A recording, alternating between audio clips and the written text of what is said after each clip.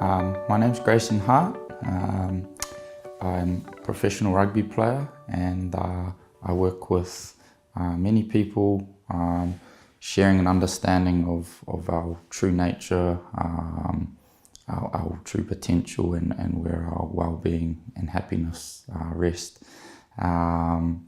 People can get in touch with me on Facebook, Twitter, just with my name, Grayson Hart, and my website is sportsprinciples.com. What is consciousness in 3 minutes? So in my experience, what I've come to see is that our world has this deeply conditioned belief that we are the mind and the body, a physical separate entity, and with that viewpoint, we're so used to protecting and attaining and proving ourselves as this entity. And we take our thoughts and our feelings to be essentially who we are. And what I've come to see in my own journey and in my exploration is that thoughts and feelings are transient. They come and go. They're always looking outside. They're comparing, they're judging. They don't know now. But what I've come to see and what's allowed a massive shift in my own life and experience is that there's a space within us all that I'll refer to as consciousness or awareness or being or presence that is by very nature peaceful, loving, happy. It's our constant source of well-being. And it's not some far-fetched experience or exotic place to get to. It's so plain and simple that we overlook it because we're caught in this assumption that we are our thoughts, we are the feelings, we are the body, and that we're separate. But if we turn our attention to what is aware of our current experience, what you'll begin to see is there is a constant there. There is a peaceful, loving space that's forever untarnished by no matter how dark the thoughts or feelings we're currently experiencing, no matter how traumatic some past circumstances may have been, no matter how many worries we have on our mind of the future, there is a space that is constantly aware, the knowing element, 100% of the time, that is peaceful. And what I've come to see is it's an assumption that the thoughts and feelings are who we are because they come and they go. We don't experience a body 100% of the time.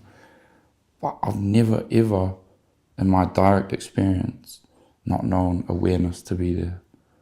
And if you ask anyone, even scientists who will say that the brain creates our ability to be aware, if you explore and see and answer the question honestly, have you ever experienced anything outside of awareness?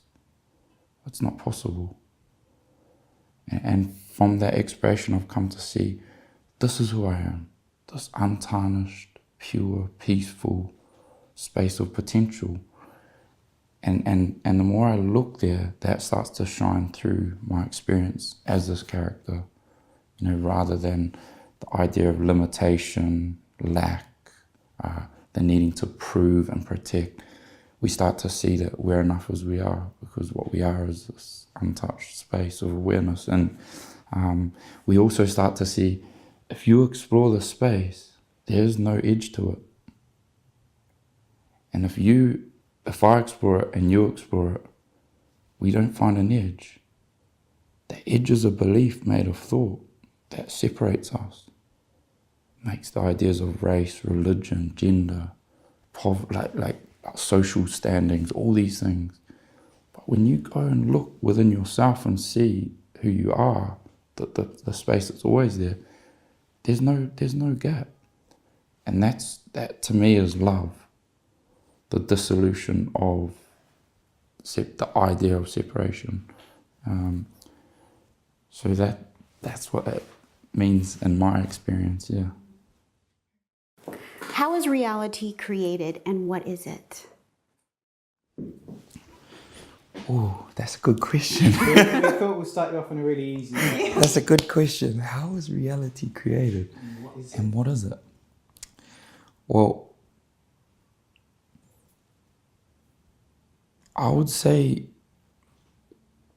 what reality truly is an expression of love. So there is what reality truly is, and then there is what we are so deeply conditioned in our culture and society to take what reality is.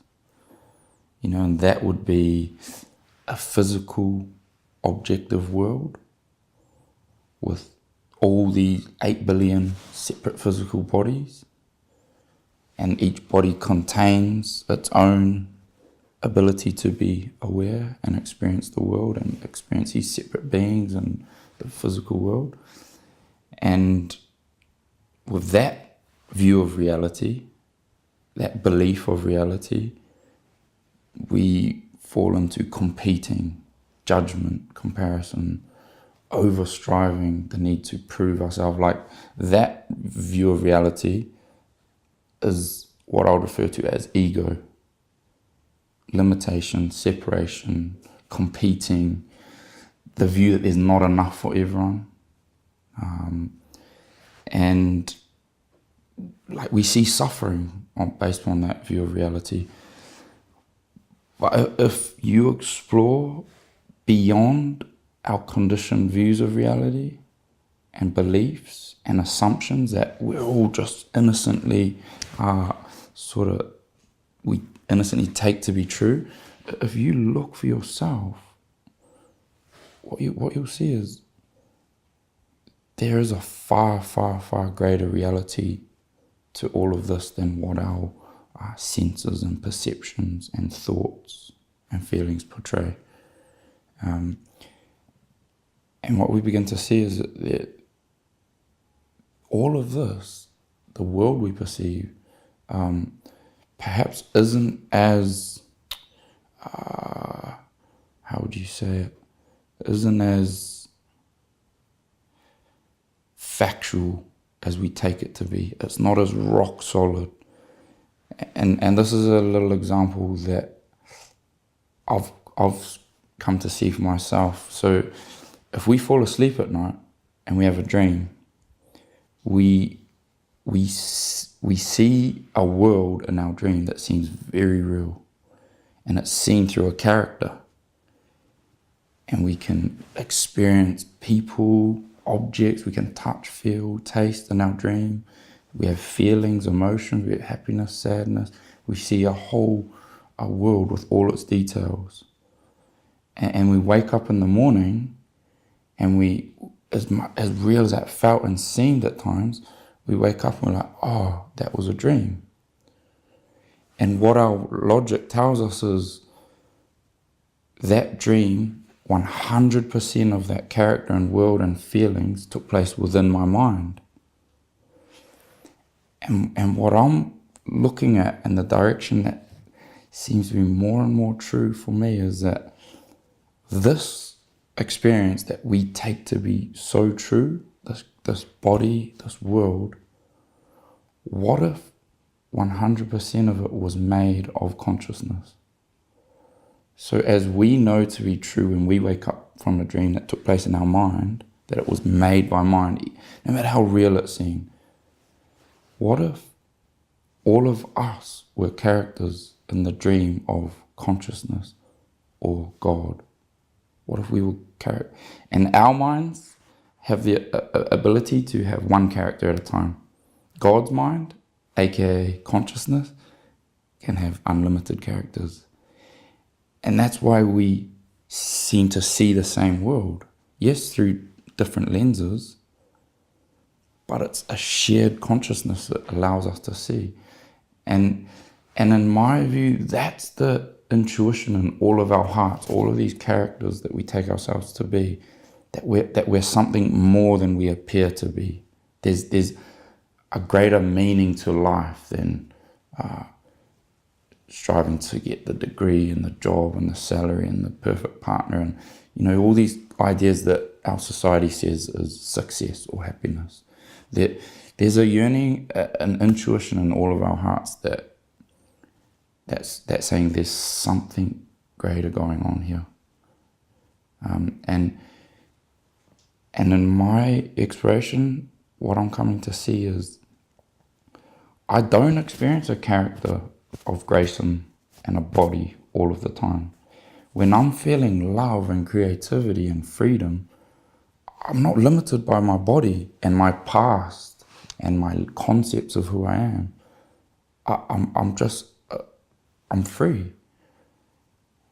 And so the more we explore the nature of our reality, I think we can transcend the limitations of these thoughts and beliefs that we've taken to be true and see that, yeah, like when we're this character in this dream, there's practical things, like you're not just going to run out on the road and run into a car because you believe you're a character.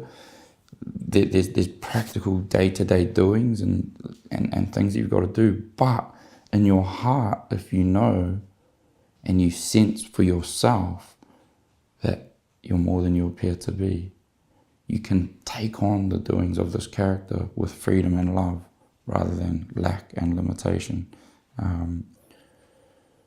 So in my view, reality is an expression of love, and love is each of our true selves. So there's, to me, true reality and a made-up assumption of reality. One is, the assumption is lack, limitation, separation. The true reality is love, seamlessness of experience, and freedom and peace. And in my view, I think our world's at a time now to turn away from the assumption to realign and see what is our true reality. And it's something that's like hugely changed my life. And I always say, I don't know how. I got lucky. I didn't choose to look in this direction. These things unfolded for me. And it's become the forefront of my life to explore that and do my best in whatever way makes sense to share that with people. And I think the more we do that, that's the place that's how we're going to see change in the world for the better. What are the parallels and differences of religion, philosophy, psychology? And what you're talking about. Yeah. Yeah, and what you're talking about. I think if you look to the source, to the essence of religion, and I'm not going to claim to be an expert on all religions, but if you go with an open mind and you look to the source of religion, what you'll see they're pointing to is all exactly the same thing. And that is that God or love or beauty is within us all, or encapsulates all things. It is infinite. But I guess what I've seen with religion, or the forms of psychology, or as well-meaning as they have been, they've overlooked the essence the majority of the time, and it's become a concept that's been attached to by the intellect. And the intellect only knows form. It only knows separation. It could only know the idea of me, a body, and a God that's separate. That's how the intellect, that's the form that it operates on. So there's nothing wrong with religion or having certain means and concepts through psychology to help people who are suffering. But in my view, if you within yourself understand your true nature and you've directly explored for yourself, then if it makes sense to you to, say, use religion or a psychological concept to be of service to people, perhaps that can be of service to people. If you're sharing it from a place of true understanding. Where I see conflict arise is a lot of people, they don't get that. They're seeing it from their intellect and sharing it from their intellect. And where we struggle is someone sharing something from their intellect and saying that it's truth. It's not truth. It can't be. Truth can't be formulated in form. As soon as you say something in words or in form as truth, that's the furthest thing from it, you know. And all we can do is know in our heart who we are, what is true, because truth is direct experience. It's not. There's no form. There's no object to consciousness or love. It's formless, and it's all of our source. And so, yeah, I understand why people say words like the truth, because they know in their heart, they've seen this is undeniable. But where we go wrong is, and where I think religion perhaps has gotten lost, is they're saying these words are true, you know? And I look at,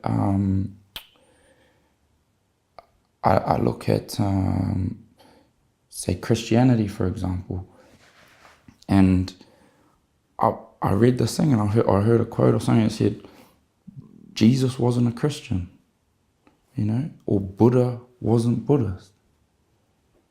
Like, they were sharing what they knew to be true, which was God's infinite being is all of our source. And they were sharing it in the way that was formulating through them at the time, which in their enlightened way or whatever it was right for that time of our culture's history.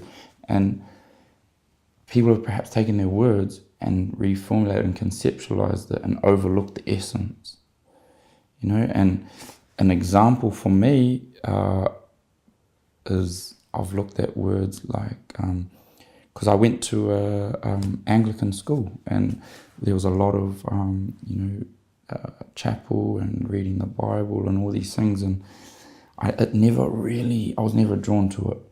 But as I've explored for myself, I've become far more open, and I find it really interesting to look at different religions and what they're saying and how that could be interpreted, you know, and also how it could be misconstrued.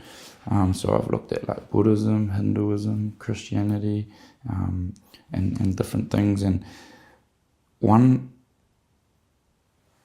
a couple things for me, say, from the word of Jesus. He said, I am the way, the truth, and the life.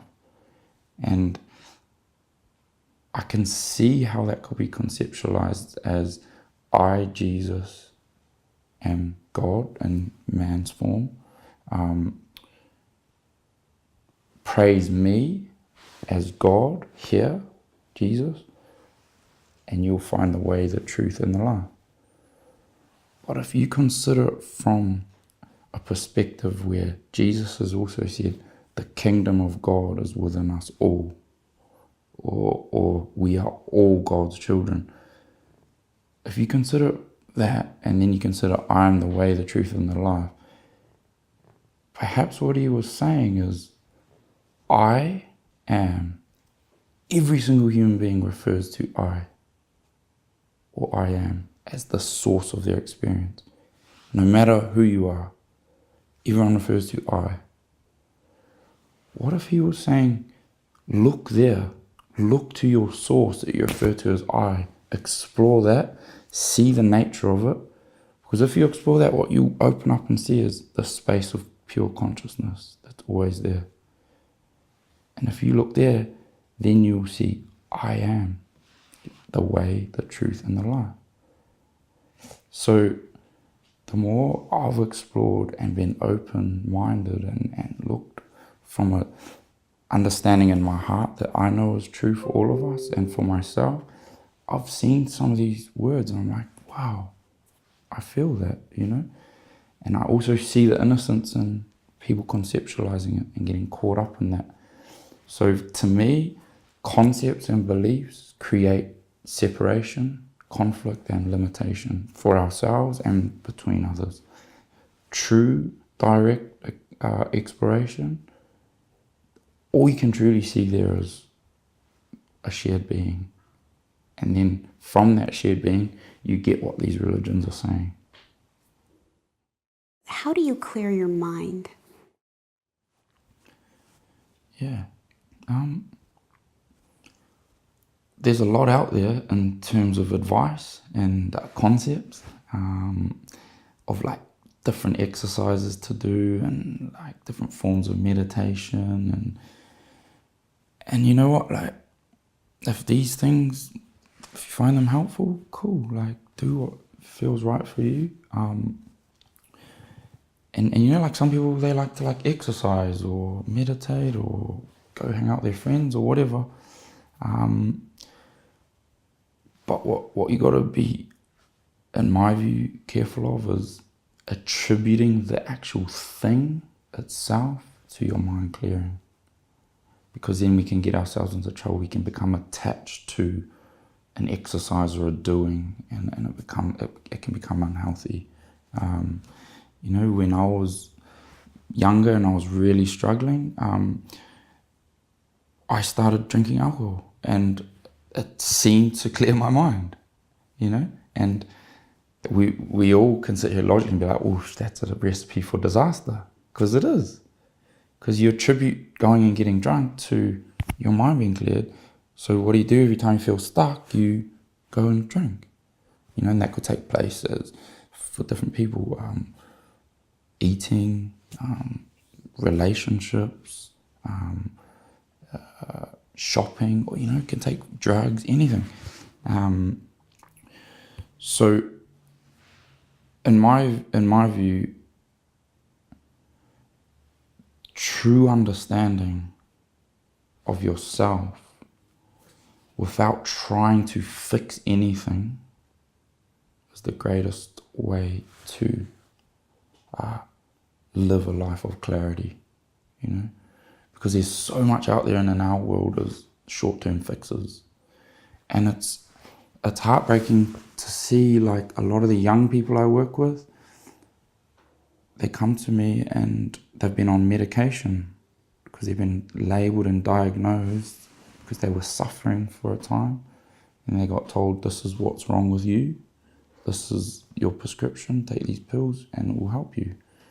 And I've yet to have met a kid who said, oh yeah, I took these pills for 6 months or a year and then I was good and then now I'm happy.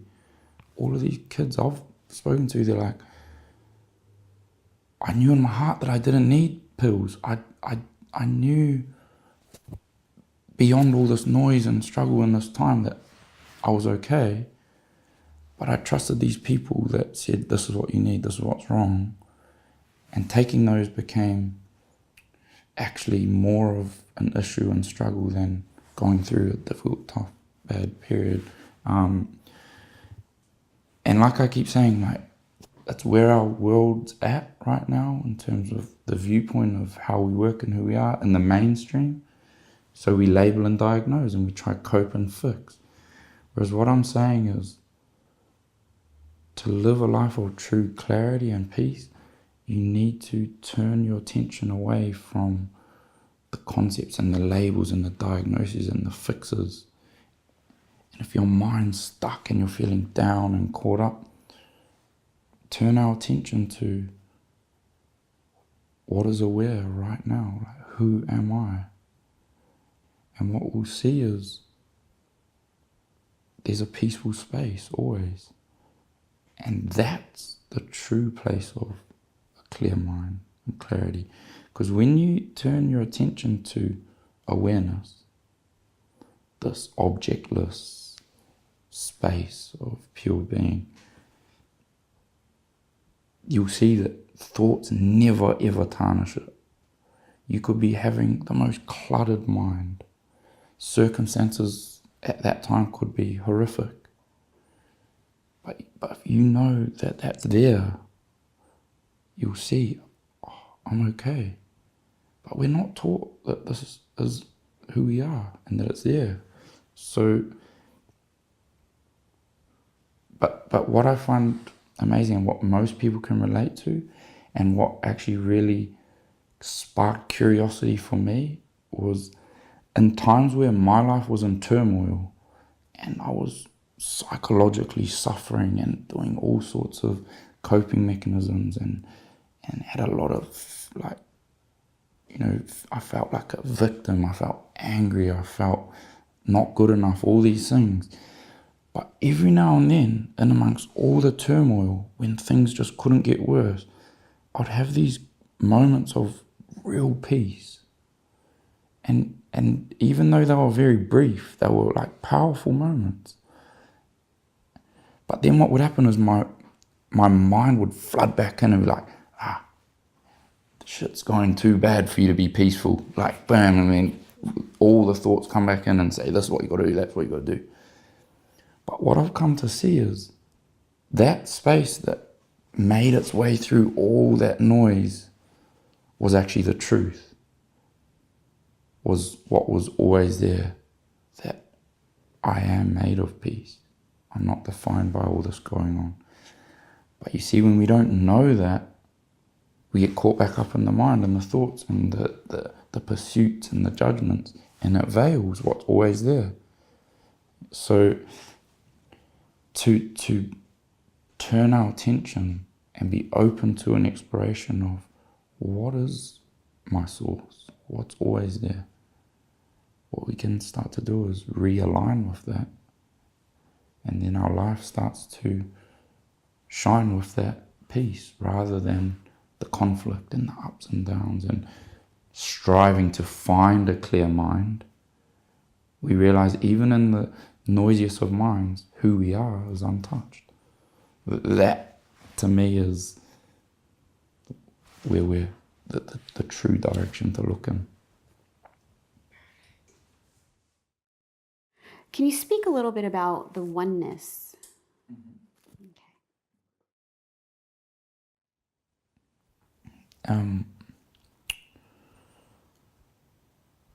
So I think it can be very easy to search for like an experience of oneness, or how that would look, or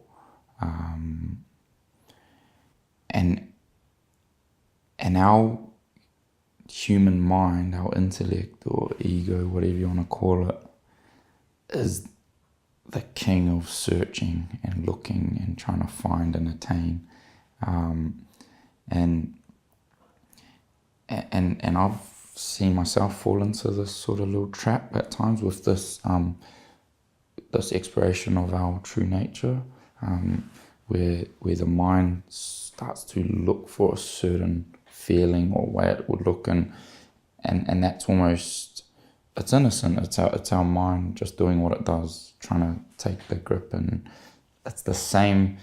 It's almost like that search for like enlightenment or some like overwhelming feeling of peace or joy, and it's actually our mind just taking an innocent exploration and taking over, because this exploration is beyond the mind, you know. And like I said earlier, the mind operates on the level of form, the idea of separation of time and space, and attainment and titles, and so our mind can attach like it does to those things, but do it with the spiritual exploration, and that may happen time to time. But what I want to say about I would say the shining of our true nature in this experience is, it's so simple. It's not something to try to find or attain. You know, it's and the amazing thing is we're all very used to it, but we don't understand how profound it is. So, like, we could be walking in the street and, we go from judgment and our minds being on what we need and what we don't have and what's wrong with us, to just feeling absolutely here and now. And it's that simple. But if we become curious of what that is, because see what our mind does when we're not aware of the plane that it operates on is, it will attribute that to something, to a thing or a circumstance. It will say, oh, I felt really good. That was the weather, the sun was shining, or I just had a great coffee, or because I realized I'm going to see my friend. It's not caused, it's causeless.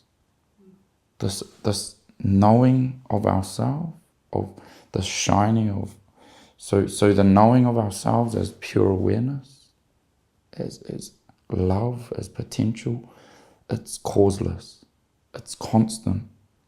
You hear the metaphor of the sky, that the clouds, they come and go, but the sky is always there. Now, when we see beyond the strivings and the doings and the judgment of our minds, the constant is this true self, this consciousness, and it shines through this character's experience as peace or love or hope or freedom. And what I've come to see is that above all else, every single one of us, what we truly want is freedom or love. Those words to me, they're all used synonymously. That's what every one of us truly wants. Yet we live in this culture that says to find that, this is how your life needs to look. You need to have this, you need to have that, you need to get here. Now look at how that's working for our culture, because there's people who have achieved above and beyond what they could imagine. And they're very insecure. They feel lack. They feel not good enough. They achieve a goal and then that they thought was going to create freedom and happiness. Part of what set me on this journey was when I was a young man, when I finished school, I got this idea in my head that, okay, if I'm going to be happy and of value to this world, I need to be a success. And success looked like this to me. I want to be a professional rugby player. And I remember once that idea seemed to me to be true, I became so discontent with my life. But I would say to myself and others, when I get my contract, I'm going to be happy. And I got the contract. And I was so confused because I wasn't happy. But I didn't know where else to look. So I kept looking out in the world. And I was just on a spiral of insecurity and discontent. And it wasn't till I opened up to, no, there's got to be another way. And that's when I came to see, no, everything we've ever looked for out there in the world, we were just looking for happiness, which was right here. It always had been. And that's the innocent misunderstanding. So for me, this realignment with who we are, it's so simple. And it's right there for us all to see.